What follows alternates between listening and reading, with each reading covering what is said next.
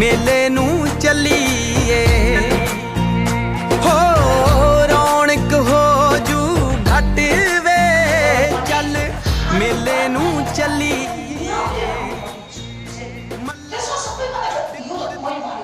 माछा मासु नखानुस् है भनेर सिधा नै भन्न खोजेको कि हजुरलाई बरु हाम्रो मानिस नखानु मानिस सिधै भन्न खोजिरहेको छु कि हेर्नु चाहिँ अब माछा मासु खाइराख्नु भएको छ भने हेर्नु चाहिँ माछा मासु त अब पछि हजुर योग गर्दै जानुभएको छ यो यसमा अझ रस भिज्दै जान्छ भने माछा मासु त के पनि होइन रहेछ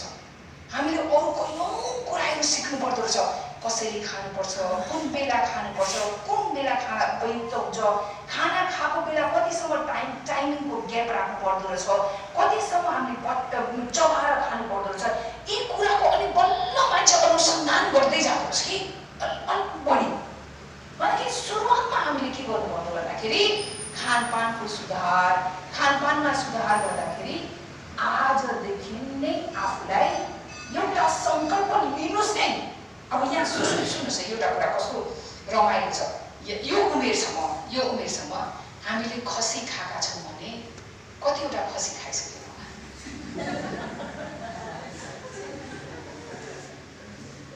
कुखुरा खान्छौँ भने कतिवटा कुखुरा खेलिरहेको होला है राम भगवानले के भन्नुहुन्छ गीतामा यथात्मा दृढ निश्चय मयर्पित मनोर्बुद्धि यो मत भक्त सबै प्रिय भगवान भन्नुहुन्छ हे अर्जुन मलाई यस्तो आत्मा अत्यन्त प्रिय छ जो दृढ निश्चयी छ दृढ निश्चयी आजबाट के गर्नु पर्यो म माछा मासु अन्डा केही पनि खाँदैन हुन्छ कि हुँदैन प्रयासको समय छैन प्रयासको समय छँदै छैन प्रयास गर्दाखेरि टाइम लाग्छ 1 हप्ता लाग्ला 1 महिना लाग्ला 2 महिना लाग्ला 1 वर्ष लाग्ला 2 वर्ष लाग्ला द्याट्स नो टाइम टाइमै छैन टाइम छैन प्रयास आजबाट म माछा मासु खाँदिन यो एउटा कुरा अहिंसाको पहिलो सिडी पहिलो चरण अहिंसाको मात्रै नभन्दा एकछिन त्यसमा गर्न छोडिदिउँ एकछिन मात्रै सुनौँ खाने नखानेको यहाँ पक्ष होला होइन केही छैन जस्तो मैले मासु छोड्नु पर्दाखेरि मैले 17 वर्षको उमेरमा मैले माछा मासु छोडेँ हजुरभन्दा बढी मैले माछा मासु खान्थेँ होला र हजुरहरूभन्दा बढी भेराइटीको पनि मासु खाएँ होला मैले जीवनमा त्यति धेरै खाएँ होला मैले एउटा मात्रै स्वामी विवेकानन्दको पढ्न पाएको थिएँ उहाँले के भन्नुभएको थियो भन्दाखेरि कुनै शास्त्र उठाएर पढ्नु पर्दाखेरि 18 दिनसम्म दुध र भात मात्रै खानु अनि मात्र अलिअलि त्यो शास्त्र बुझिन्छ अलिकता त्यो शास्त्र बुझिन्छ त्यो बच्चा बुद्धिले के गर्यो हेर्नुहोस् है मैले 18 दिन यो बुद्धि कस्तो रहेछ कस्तो मन्द रहेछ कस्तो मात्रै बन्द भएको बुद्धि रहेछ मैले यदि माछा मासु अब पनि मैले छोडिन भने तारा तैलेसम्म जीवनमा के गर्न सक्लास् म आफैलाई खोज्थेँ कि अनि अत्यन्त गाह्रो पनि भएको हजुरलाई पनि गाह्रो हुन्छ म त्यो कुरा बुझ्न सक्छु एकदमै गाह्रो पनि हुन्छ हजुर हेर्नुहोस् है कतिसम्म गाह्रो हुँदो रहेछ भन्दाखेरि मैले मासु त छोडेँ 3 वर्षसम्म लगातार मासु खाएँ कसरी भन्छ सपना हेर्नुहोस् है त्यतिसम्म गाह्रो हुन्छ म हजुरको मर्म बुझेको छु एकदमै बुझेको छु तर मासु नखानुको जुन मैले आज आनन्द पाएको छु नि जुनैमा मेरो 3 बच्चाहरूलाई मैले जन्मजात मैले नन भेजिटेरियन म कसैलाई मासु खाएँ हजुरले मान्नु होला मैले मेरा 3 बच्चा दाँतको डक्टर आएको कसैको डक्टर कहीँ पनि मैले अहिलेसम्म डक्टर खानु छ ठुली छोरी 25 वर्षको छ अर्को छोरी 23 वर्षको छ मेरो छोरी 15 वर्षको छ अहिलेसम्म मैले कुनै डक्टरलाई देखाएको छैन कुनै डक्टरमा मैले भिजिट गरेको छैन बच्चैदेखि सोच्नु कतिसम्म स्वस्थ हुँदो रहेछ शरीर कतिसम्म ऊर्जा प्रायः मान्छे अघि ऋषिजीले पनि भन्नुभयो ताराजीलाई हेऱ्यो भने यो उमेर पनि देखिन्न भन्नुहुन्छ यसको सबै श्रेय कहाँ जान्छ हजुरहरू मासु नखानु होला मासु नखानु होला हेरिराख्नुहोस् एकदमै एकदमै मैले अलिकति यसमा बढी लिएँ टाइम समय मैले बढी लिएँ किन भन्दाखेरि हामी कुनै पनि चिज गर्दाखेरि जस्तो हजुरको घर बनाउन लानुभएको छ फाउन्डेसनमा नै मैले राम्रोसँग ध्यान दिन भने त माथि जति इमारत बनाइन्छ जति लम्बा लामो जति माथि हामी गयो भने त्यो बिल्डिङको केही पनि मतलब हुँदैन के हामी अहिले साधनाको क्रममा छौँ साधना गर्न खोजिरहेको छौँ हामीले बुझिसक्यौँ यो पेन्डेमिकमा त अझ कोरोनामा त मान्छे कति चाँडो मरेका छन् मेरो छिमेकी मर्यो ऊ मर्यो यो मर्यो जीवन त केही पनि रहेनछ जीवनलाई त मैले सुधार्नु पर्ने रहेछ मैले अर्कै एङ्गलबाट हामीले हेर्न जानिसकेका छौँ जीवनलाई बुझ्न खोजिरहेका छौँ होइन अर्को एङ्गलबाट हेरौँ न हामीले यो जीवनलाई हामी जुन तरिकाबाट हामी बाँचिरहेका छौँ त्यो तरिका त सही होइन रहेछ भन्ने कुरा बुझेपछि के भन्दाखेरि त्यो बुझेपछि आफूलाई पनि सही पार्नु पर्यो के हजुरले आफैले पनि सही पार्नु पर्यो भन्दाखेरि यमको पहिलो अङ्ग के रह्यो अहिंसा मन वचन कर्मले हिंसा गर्नु भएन होइन जिब्बाले बोलिहाल्ने यति यो जिब्रो यस्तो छ हेर्नुहोस् है यही जिब्रोले आत्महत्या गराउँछ कसैले यही जिब्रोले आत्महत्या गर्न लागेको मान्छेलाई बचाउँछ बोलिहाल्ने बानी हुन्छ नि यस्ता कुराहरू हिंसा कर्मबाट अब हेर्नुहोस् है कर्मबाट त मैले यो प्रत्यक्ष तपाईँले भन्नै पर्दैन आँखाबाट सबै कुरालाई ठाउँमा लिएर आउनलाई आफूबाट आफ्नो हरेक अङ्गबाट यदि मात्रै झल्कोस् मात्र प्रेम झल्कोस् प्रेम माया मात्रै म माया गर्छु नि त्यो मात्रै झल्कोस् जसलाई हेर्दा मेरो मेरो मेरो मेरो मेरो हातबाट होस् या मेरो हिँडाइबाट होस् या मेरो बोलाइबाट होस् या मेरो हेराइबाट होस् कुनै चिजबाट चाहिँ प्रेम मात्र झल्कोस् त्यो त्यो त्यो स्वभाव हामीले लिएर आउन सक्छौँ दिस इज चोइस हाम्रो हाम्रो हाम्रो आत्मा छ मैले जबरजस्ती हजुरहरूको हरेक घरमा आएर मैले गर्ने हो आफ्नो आफ्नो सत्यवादी हुनुपर्यो सत्य म यसलाई म धेरै लामो खेल्न जान्दिनँ अहिंसा चाहिँ गरौँ अब आजदेखि नै सत्यवादी हुनु पर्यो सत्य बोल्नु पर्यो सत्य अहिंसा सत्य अस्तेय चोरी गर्न भएन अब चोरी हरेक कुरामा चोरी काउन्ट हुन्छ बजार गएको छ आलु किन्न गएको छ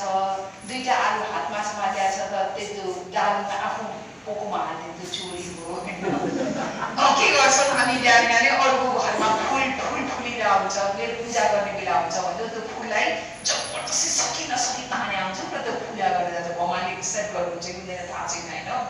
हामीले त्यो कुराहरू चाहिँ सानो सिली थिङ्स भन्छु कि विदाउट एनी कन्सियस साना कुराहरूबाट हामीबाट गलत भएको हुन्छ भन्दाखेरि चोरी नगर्नु अहिंसा सत्य अस्तेय ब्रह्मचार्य ब्रह्मचार्यको दुईटा मिनिङ आउँछ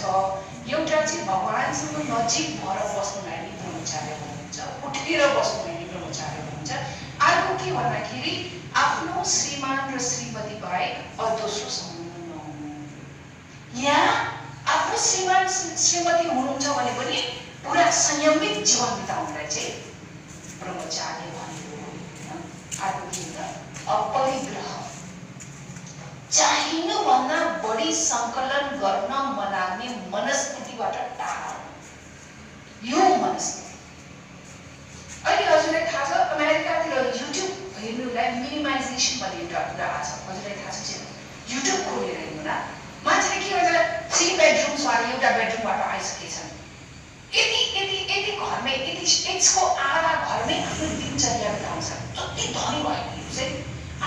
आफ्नो चाहलाई उनीहरूले के थाहा पायो भन्दाखेरि जति कम गरायो नि त्यति हामी सुखी हुन रहेछौँ अर्को चाहलाई होइन त्यो कुरा अपरिग्रह यी गुणहरू योगको पहिलो अङ्ग हो हामीमा कतिवटा गुण छ यसको भन्नुहोस् त अहिंसा सत्य अस्तेय चोरी नगर्नु ब्रह्मचार्य अपरिग्रह अब योगका कुरा गर्दाखेरि हामीमा कतिवटा गुण छ अब आजबाट यी गुणहरू पुरा लभालभ उतार्ने हामी कोसिस गर्दैन अर्को आउँछ नियम नियम भन्छ नियम भनेको हजुरलाई थाहा छ नियम संसारमा भएका 7.5 अरब मान्छेहरूको यही नियम छ यही नियम लागू हुन्छ के भन्दाखेरि शौच सन्तुष्ट तप स्वाध्याय ईश्वर प्रणिधान शुद्धता।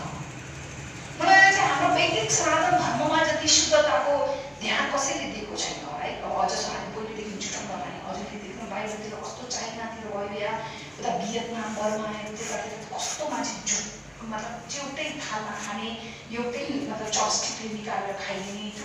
हुन्छ नि। एउटा शुद्धताको अत्यन्त ध्यान दिएको छ भने हाम्रो वैदिक सनातन धर्मले पानी खाना पनि एउटै कप त्यही पानी कप त्यही एउटै कप हुन्छ त्यही पानीले भाइ पनि खाउँछ दाइ पनि खाउँछ बाहिरबाट आएको मान्छे पनि खाइरहेको छ। त्यस्तो चल्छ कि बाहिरतिर चाहिँ प्रायः हामी छौँ नि। हामी कति गर्छौँ अब भान्सालाई पनि कसरी अलग राख्नुपर्छ कसरी भात पस्किनुपर्छ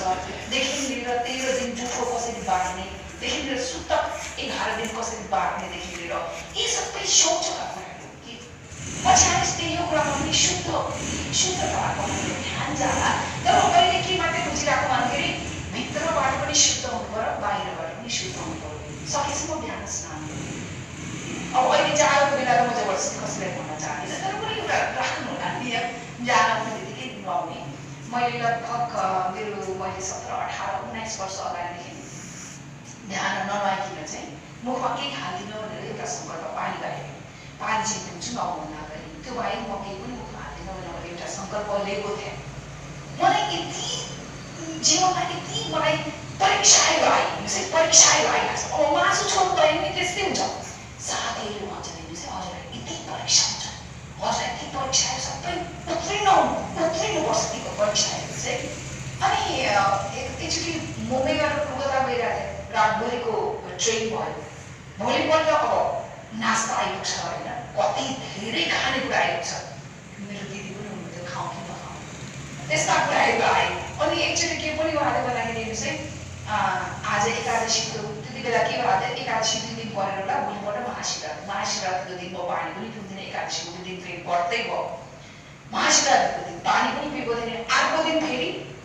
यात्रामा हिँड्नु पऱ्यो त्यहाँ कुनै मन्दिरमा छ बहिनी पछाडि बाइक पछाडि छ भने पछाडि सबै अब त्यो अलिकति सानो ब्यागमा गएको केही थिएँ खल्ल पखालेर मैले खाएको थिएँ भन्दाखेरि यति यस्ता परीक्षाहरू डरलाग्दा परीक्षाहरू आइरहेको छन् कि जीवनमा। र ती परीक्षालाई एउटा दृढ सङ्कल्प एउटा कठोर सङ्कल्प लिएर हामी अगाडि बढ्यौँ भने पछि गाह्रो हुँदो रहेछ है भन्दाखेरि शौच शुद्धता भित्रबाट बाहिरबाट शुद्ध रहनु सन्तुष्ट कसरी चाहिँ सन्तुष्ट रहनु सबै प्रश्नै आउँछ हेर्नुहोस् है। मैले प्रायः के भन्न खोज्छु भन्दाखेरि चाहिँ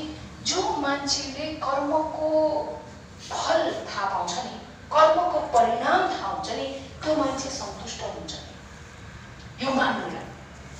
भनेको म जे जस्तो छु नि मेरो कारणले छु सबै यो कुरा मान्नु है सबैजनाको लागि चाहिँ। मलाई पिट्ने नै मेरो हस्बेन्ड छ अरे त्यो कसको कारणले मेरो हस्बेन्डको कारणले होइन कि मेरै कारणले पूर्व जन्ममा मैले त्यो मान्छेलाई पिट्न सकेको थिएँ होला कि हेर्नुहोस् है मेरो कारणले जे चिज मेरो अगाडि आएको छ नि मेरो कारणले धन सम्पत्ति यति मात्रै आएको छ ठिक छ मेरै कारणले होइन दुखी छु या सुखी छु मेरै कारणले घरमा कस्तो मात्रै छ मेरो कटसी पनि भयो यत्रो टाढा बोलिरहनु भएको छ म निस्किन पनि भएन होइन सो गरेर पिउने जाउने क्या हो होइन यो आउँछ नि शरीरले हामी जगाउनै सक्दैनौँ कि एक ठाउँमा राख्नै सक्दैनौँ भन्दाखेरि किन आसन भनेको के हो भन्दाखेरि शरीरलाई एक ठाउँमा मजासँग जमाएर राख्ने प्रयास। जब शरीर जम्छ मन पनि जम्छ क्या अनि प्राणायाम हामीलाई थाहा छँदैछ ऋषिजीले सायद रोजी सिकाउनु होला अब जे प्राणायाम गर्छ सबै गरौँ। सबैभन्दा राम्रो चाहिँ के भन्दाखेरि श्वास प्रश्वास लिनु भित्र आउनु बाहिर आउनु हरेक बेला चाहिँ हामीलाई याद गर्नु भने नि हामी आफूसँग जोडेर बस्न सक्छौँ है। यतिको म विस्तारमा जान खोजिनँ। प्राणायाम प्रत्याहार भनेको के भन्दाखेरि विथड्रल द हार्ट सेन्सेस हाम्रो जुन मन र बाहिर छोडेको आजबाट चाहिँ आध्यात्म भनेको के हो भन्दाखेरि म भित्र सीमित रहनुलाई आध्यात्म हुन्छ। मबाट बाहिर जाने बित्तिकै आध्यात्म भएन। कसैले मलाई सोध्छन् कि प्रश्न गर्दा प्रवचन गर्दाखेरि सबैजना सबै योगी बनेर के हुने, सबैजना साधु भए के गर्ने त संसारमा? अनि मेरो उत्तर के हुन्छ, अरू के हुन्छ हुँदैन, तपाईँ किन टाउको दुखाउँछ? अरूले माछा मासु छोडे छोडेर तपाईँ किन टाउको दुखाउनुहुन्छ? ममा सीमित रहनु न। मैले माछा मासु छोड्न सकेँ कि सकिनँ?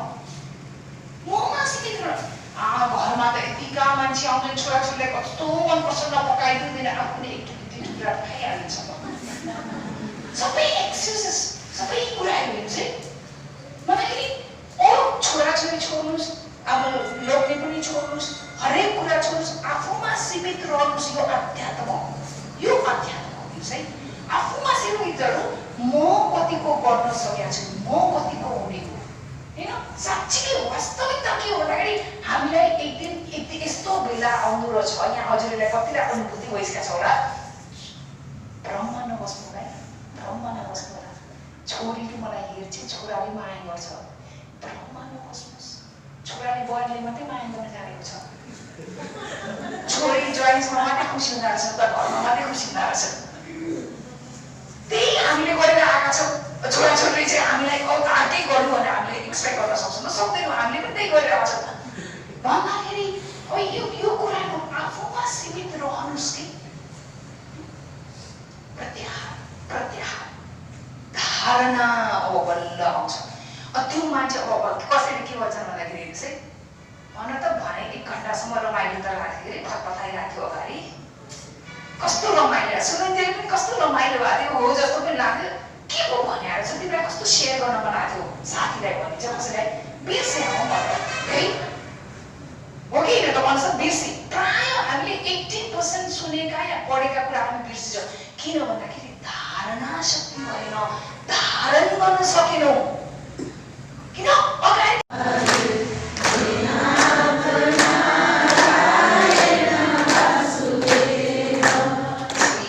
कृष्ण गोविंद हरे मुरारे, हे नाथ नारायण वासुदेवाय। श्री कृष्ण गोविंद हरे मुरारे, हे नाथ नारायण वासुदेवाय। श्री कृष्ण गोविंद हरे मुरारे, हे नाथ नारायण वासुदेवाय। श्री कृष्ण गोविंद हरे मुरारे, हे नाथ नारायण वासुदेवाय। श्री कृष्ण गोविंद हरे मुरारे, हे नाथ नारायण वासुदेवाय। श्री कृष्ण गोविंद हरे मुरारे, हे नाथ नारायण वासुदेवाय। श्री कृष्ण गोविंद हरे मुरारे, हे नाथ नारायण वासुदेवाय। श्री कृष्ण गोविंद हरे मुरारे, हे नाथ नारायण वासुदेवाय। श्री कृष्ण गोविंद हरे मुरारे, हे नाथ नारायण वासुदेवाय। श्री कृष्ण